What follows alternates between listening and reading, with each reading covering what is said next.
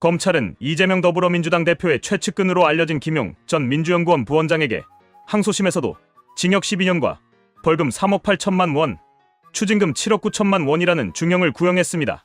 김 전 부원장은 2021년 더불어민주당 대선 경선 과정에서 남욱 변호사로부터 불법 정치자금을 수수하고 과거 성남시의회 활동 시절 유동규 전 성남도시개발공사 본부장으로부터 뇌물을 받은 혐의로 기소된 바 있습니다.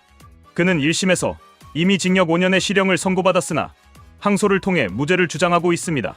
검찰은 김 전 부원장이 항소심에서도 자신의 혐의를 부인하며 범죄를 반성하지 않는 태도를 지속적으로 보여주고 있다고 비판했습니다. 검찰은 김 전 부원장이 1심 판결에서 인정된 증거와 사실관계를 뒤집기 위해 모순된 주장을 펼치고 있으며 재판 절차를 고의적으로 지연시키고 있다고 지적했습니다. 또한 김 전 부원장이 범행 이후에도 지속적으로 증거를 인멸하려는 시도를 이어왔으며 이는 사건의 본질을 왜곡하고 진실 규명을 방해하는 행위라고 주장했습니다. 이러한 행태가 죄질을 더욱 악화시키고 있으며 따라서 법정 최고형에 가까운 중형이 불가피하다는 입장입니다. 검찰은 이번 사건이 단순히 개인의 비리나 일탈로 치부할 수 없는 사안임을 강조했습니다. 검찰은 김 전 부원장이 이재명 대표의 대선 경선 캠프에서 핵심 역할을 맡고 있던 만큼 그의 범행이 단순히 개인적 이득을 위한 것이 아니라 캠프 전체의 이익과 연계된 조직적이고 구조적인 문제일 가능성이 높다고 지적했습니다.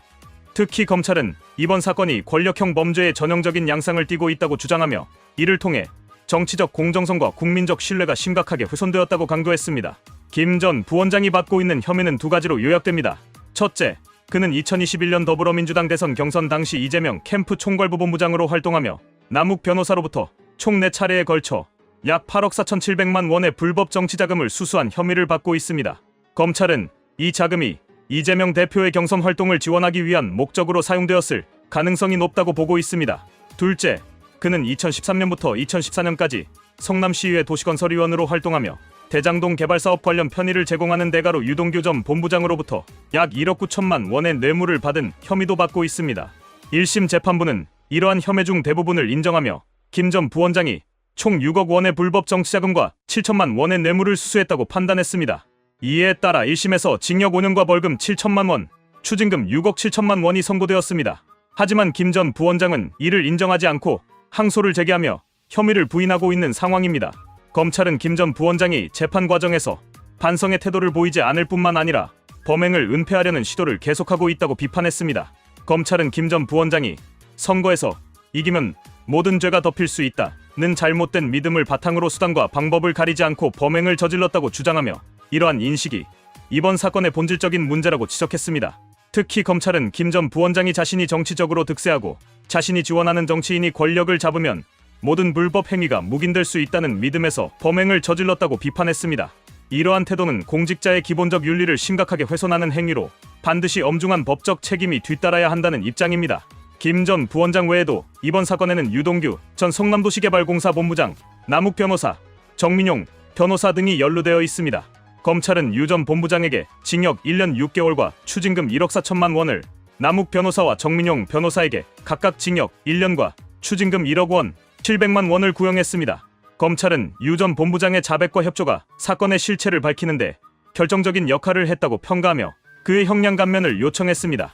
반면 김 전 부원장 측은 유 전 본부장과 남욱 정 변호사에게 선처를 요구하면서 김 전 부원장에게는 법정 최고형에 가까운 중형을 구형한 것은 불공정하며 검찰의 정치적 편향이 반영된 것이라고 주장했습니다. 한편 국민의힘 주진우 법률자문위원장은 이번 사건이 단순한 정치자금법 위반 사건을 넘어 이재명 대표와의 연관성이 깊은 권력형 범죄라는 의혹을 제기했습니다.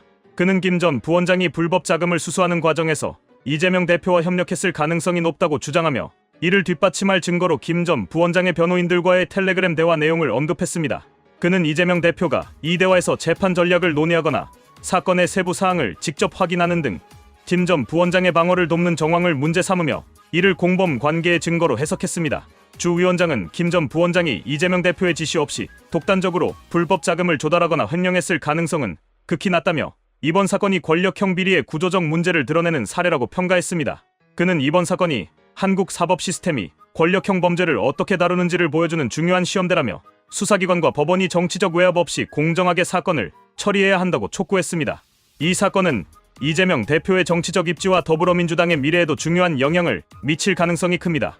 재판부는 현재 항소심 변론을 마무리하고 양측의 최종 의견과 피고인들의 최후 진술을 들은 뒤 판결을 준비 중입니다.